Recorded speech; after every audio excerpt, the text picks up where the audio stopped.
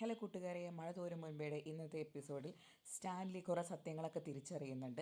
അതിലോട്ട് കടക്കുന്നതിന് മുൻപ് നിങ്ങൾ ഈ ചാനൽ ആദ്യമായിട്ടാണ് കാണുന്നതെങ്കിൽ സബ്സ്ക്രൈബ് ചെയ്യാൻ മറക്കല്ലേ. വീഡിയോ ഇഷ്ടപ്പെട്ടാൽ ലൈക്കും ചെയ്യുക. അങ്ങനെ നമ്മുടെ സ്റ്റാൻലി ചോദിക്കുകയാണ് ബാലചന്ദ്രനോട്, നിങ്ങൾ എന്തിനാണ് ഈ വൈജയന്തിയെക്കുറിച്ചിട്ടും എൻ്റെ പാസ്റ്റിനെ കുറിച്ചിട്ടുമൊക്കെ നിങ്ങൾ അന്വേഷിക്കുന്നത് എന്ന്. നിങ്ങൾക്ക് ഗംഗാധര മേനോൻ്റെ കുടുംബവുമായിട്ട് വളരെ അടുത്ത ബന്ധമുണ്ടെന്ന് തോന്നുന്നു, അല്ലാതെ എൻ്റെ ഈ ലവ് സ്റ്റോറിയൊന്നും അറിയാൻ വഴിയില്ല. ബാലചന്ദ്രൻ പറയും, അതെ, എനിക്ക് വളരെ അടുത്ത ബന്ധമുണ്ട്. എങ്ങനെയായിരുന്നു നിങ്ങളുടെ ലവ് സ്റ്റോറി?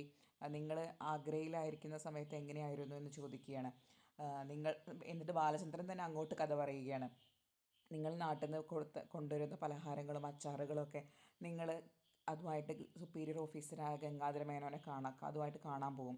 അത് ശരിക്കും നിങ്ങൾ ഗംഗാധര മേനോനെ കാണാൻ പോകുന്നതല്ല എന്ന് നിങ്ങൾക്കും അറിയാം, വൈജയന്തിക്കും അറിയാം. നിങ്ങൾ വൈജയന്തിയെ കാണാൻ വേണ്ടിയിട്ടായിരുന്നു പോയിരുന്നത് അല്ലേ എന്ന് ചോദിക്കുകയാണ്. അപ്പോൾ നമ്മുടെ സ്റ്റാൻലി പറയും, അതെ, അങ്ങനെ തന്നെയായിരുന്നു, ഞാൻ അവളെ കാണാൻ വേണ്ടിയിട്ടായിരുന്നു പോയിരുന്നത്. ഞങ്ങൾ അത് പ്രണയത്തിൻ്റെ ആ ഒരു കാലഘട്ടമല്ലേ, അപ്പോൾ പിന്നെ എങ്ങനെയെങ്കിലും കാണാനായിരുന്നു ശ്രമിച്ചിരുന്നത്. പിന്നെ അദ്ദേഹത്തിന് ആഗ്രയിൽ നിന്ന് ഡൽഹിയിലോട്ട് ട്രാൻസ്ഫർ ആയപ്പോൾ ഞങ്ങൾക്ക് കാണാൻ പറ്റില്ല എന്ന് തോന്നി. അപ്പോൾ ഞാൻ എന്ത് ചെയ്തു, അവിടെ ഒരു അടുത്തുള്ളൊരു സ്കൂളിൽ, ഒരു നല്ല സ്കൂളിൽ എൻ്റെ സകലമാന ഹോൾഡും ഉപയോഗിച്ച് അവൾക്കൊരു ജോലി വാങ്ങിക്കൊടുത്തു. അങ്ങനെ അവൾ അവിടെയായിരുന്നു ജോലി ചെയ്തിരുന്നത് എന്ന്. അത്രയൊക്കെയായിരുന്നു എൻ്റെ പ്രണയം എന്ന് പറയും സ്റ്റാൻലി. അപ്പോൾ ബാലചന്ദ്രൻ ചോദിക്കും, അത്രയൊക്കെ മാത്രമായിരുന്നോ നിങ്ങളുടെ പ്രണയം? അന്ന് നിങ്ങൾ അന്ന് വൈജ നിങ്ങളെ യഥാർത്ഥത്തിൽ സ്നേഹിച്ചിട്ടുണ്ടോ? നിങ്ങൾക്ക് എന്താണ് തോന്നുന്നത് എന്ന്. അപ്പോൾ സ്റ്റാൻലി പറയുന്നത് ഇങ്ങനെയാണ്, സ്നേഹിച്ചിട്ടുണ്ടായിരിക്കാം. അന്ന് എനിക്ക് തോന്നിയിരുന്നത് ലോകത്ത് ഒരേ ഒരു കാമുകനേ ഉള്ളൂ, അത് സ്റ്റാൻലി ആയിരുന്നു. ലോകത്തിൽ ഒരേ ഒരു കാമുകിയേ ഉള്ളൂ, അത് വൈജയന്തിയായിരുന്നു. ആഗ്രയ്ക്ക് മീതെ സൂര്യൻ ഉദിക്കുന്നത് സ്റ്റാൻലിക്കും വൈജയന്തിക്കും പരസ്പരം കാണാനായിരുന്നു. അന്ന് അങ്ങനെയൊക്കെ തന്നെയായിരുന്നു ഞാൻ വിചാരിച്ചിരുന്നത്. പക്ഷേ ഇതൊക്കെ മാറി. ഇപ്പോൾ സാഹചര്യങ്ങളും അതൊക്കെ മാറി. അപ്പോൾ ഗംഗാധര മേനോനോട് നമ്മുടെ ബാലചന്ദ്രൻ ചോദിക്കും, പിന്നെ എങ്ങനെയാണ് നിങ്ങൾ തമ്മിൽ അകന്നത്? എന്താണ് നിങ്ങളുടെ ജീവിതത്തിൽ സംഭവിച്ചത് എന്ന്. അത് അകലേണ്ട ഒരു സാഹചര്യം വന്നപ്പോൾ ഞങ്ങൾ അകന്നു പോയതാണ് എന്ന് പറയുകയാണ്. അത്രയൊക്കെ തന്നെയുള്ളൂ എൻ്റെ പ്രണയകഥ. അപ്പോൾ ബാലചന്ദ്രൻ ചോദിക്കും, അങ്ങനെ അത്രയൊക്കെ മാത്രമെന്ന് പറഞ്ഞ് നിങ്ങൾ അവസാനിപ്പിക്കുന്നത് ശരിയല്ലല്ലോ. അവസാനം അവൾ ഗർഭിണിയായപ്പോൾ നിങ്ങൾ അവളുടെ സ്കൂളിലെ ജോലി രാജിവെപ്പിച്ച് ഒരു ക്വാർട്ടേഴ്സ് എടുത്ത് വാടകയ്ക്ക് താമസിപ്പിച്ചു അല്ലേ? അങ്ങനെയല്ലേ യഥാർത്ഥത്തിൽ ഉണ്ടായത് എന്ന്. അപ്പോൾ സ്റ്റാൻലി ശരിക്കും ഒരു ഞെട്ടലോടുകൂടി ബാലചന്ദ്രനെ നോക്കും.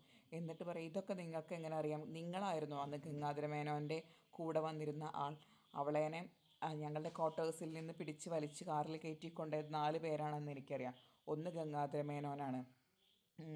അപ്പോൾ നിങ്ങളതിലുണ്ടായിരുന്നോ എന്നാണ് ചോദിക്കുന്നത്. നിങ്ങൾ അദ്ദേഹത്തിൻ്റെ അനിയനാണോ എന്ന്. നമ്മുടെ ബാലൻ പറയും, ഗംഗാധര മേനോന് 2 അനിയന്മാരാണുള്ളത്, ശിവശങ്കര മേനോനും രാജീവ് മേനോനും. എൻ്റെ പേര് ബാലചന്ദ്ര മേനോൻ എന്നല്ലേ,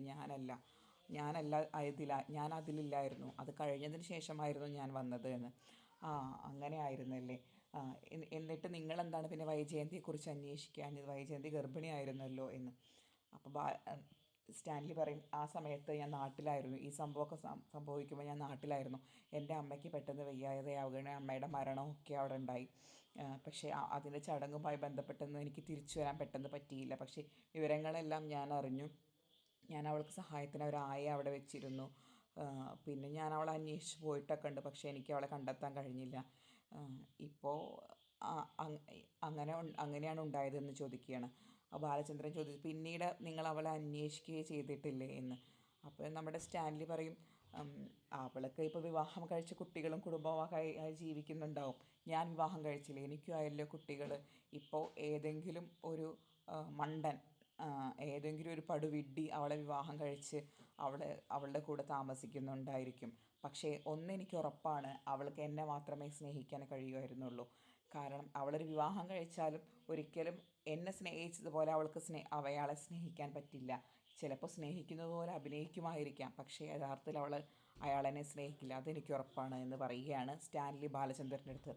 അപ്പോൾ ബാലചന്ദ്രൻ പറയും, നിങ്ങൾ പറഞ്ഞത് വളരെ വളരെ വളരെ ശരിയാണ്. അവർ വിവാഹം കഴിച്ചു, വൈജയന്തി വിവാഹം കഴിച്ചു. പക്ഷേ വൈജയന്തി അയാളെ സ്നേഹിച്ചില്ല, പകരം സ്നേഹിക്കുന്നത് പോലെ അഭിനയിച്ചു എന്ന്. അപ്പോൾ നമ്മുടെ സ്റ്റാൻലി ചോദിക്കും, ഓ ആ കാര്യവും നിങ്ങൾക്കപ്പോൾ വ്യക്തമായി അറിയാമല്ലോ. ഏഹ്, ഇത്രയൊക്കെ കാര്യങ്ങൾ വ്യക്തമായിട്ട് അറിയണമെങ്കിൽ നിങ്ങൾ ആരാണെന്ന് മാത്രം എനിക്ക് മനസ്സിലാവുന്നില്ല എന്ന് പറയുകയാണ് സ്റ്റാൻലി. അപ്പോൾ സ്റ്റാൻലിയുടെ അടുത്ത് ബാലചന്ദ്രൻ പറയുകയാണ്, നിങ്ങളിപ്പോൾ ഒന്ന് കുറച്ച് മുന്നേ ഒരു പടുവിഡ്ഢിയുടെ കാര്യം പറഞ്ഞില്ലേ, വൈജയന്തിയെ വിവാഹം ആരെങ്കിലും കഴിച്ചിട്ടുണ്ടാകുമെന്ന് പറയുന്ന ഒരു വിഡ്ഢിയെ കുറിച്ചിട്ട്. ആ വിഡ്ഢി മറ്റാരുമല്ല, ഞാൻ തന്നെയാണ് എന്ന് പറയാം. ഈ കൈതയ്ക്കൽ ബാലചന്ദ്രമേനോൻ എന്ന് പറയുകയാണ്. അത് കേൾക്കുമ്പോൾ നമ്മുടെ സ്റ്റാൻലി ആകെ സ്റ്റക്കായിട്ട് നിൽക്കുകയാണ്. അയാൾക്ക് ആ സാഹചര്യത്തെ, ആ ഒരു സമയത്തിനെ മറികടക്കാൻ പറ്റുന്നില്ല. കയ്യിലുണ്ടായിരുന്ന ആ ഒരു ഡ്രിങ്ക്സിൻ്റെ ഗ്ലാസ്സിനെ അയാൾ മുറുക്കെ പിടിക്കുന്നു. ഒരു ഒരു കയ്യിലുണ്ടായിരുന്ന ഗ്ലാസ്സിൽ നിന്ന് ഒരു വലിയ സിപ്പ് കുടിച്ചതിന് ശേഷം അയാൾ അവിടെ കണ്ണും തുറിച്ച് അങ്ങനെ സ്റ്റക്കായി നിൽക്കുകയാണ്. കാരണം ഞാൻ ഇത്രയും നേരം എൻ്റെ പ്രണയത്തെക്കുറിച്ച് പറഞ്ഞതും വൈജയുടെ ഭർത്താവായിട്ട് ഒരു വിഡ്ഢിയെയാണ് ഞാൻ വിഡ്ഢിയാക്കി, ഭർത്താവിനെ ഞാനൊരു വിഡ്ഢിയാക്കിയിട്ടാണ് സംസാരിച്ചത്. ആ മനുഷ്യനിതാ എൻ്റെ മുന്നിൽ വന്ന് നിൽക്കുന്നു. എങ്ങനെ സ്റ്റാൻലി ജോസഫ് ഇനി ബാലചന്ദ്രൻ്റെ മുഖത്ത് നോക്കും, ഇനി എന്ത് പറയും എന്നുള്ളതിലാണ് ബാലചന്ദ്ര മേനോനും സ്റ്റാൻലിയും നിൽക്കുന്നത്. അവർക്കൊന്നും പരസ്പരം സംസാരിക്കാൻ പറ്റുന്നില്ല, ഒന്നും ചെയ്യാൻ പറ്റുന്നില്ല. ഒരു കുറച്ച് നേരം അവർ രണ്ടുപേരും അങ്ങോട്ടും ഇങ്ങോട്ടും നോക്കുന്നു. പക്ഷെ ആ നോട്ടത്തിന് പോലും ഒരു പൂർണ്ണതയില്ല. ഒരു നിസ്സഹായാവസ്ഥയിൽ നിൽക്കുകയാണ് സ്റ്റാലിൻ. വായുവിൽ നിന്ന് വിട്ടുപോയ ആ ഒരു വാക്കിന് എത്രത്തോളം മൂർച്ചയുണ്ടെന്ന് അദ്ദേഹം മനസ്സിലാക്കുകയാണ്. അങ്ങനെ പരസ്പരം ഇനി ഒന്നും കൂടി സംസാരിക്കാൻ അടുത്തോട്ട് വരുന്ന ബാലചന്ദ്രനും സ്റ്റാൻലിയെയും കാണിച്ചുകൊണ്ടാണ് ഇന്നത്തെ എപ്പിസോഡ് അവസാനിക്കുന്നത്. ഇതേ സമയം നമ്മുടെ ഗോവർദ്ധനൻ ആ വീടിന് ചുറ്റും കറങ്ങി നടക്കുന്നൊക്കെ ഉണ്ട്.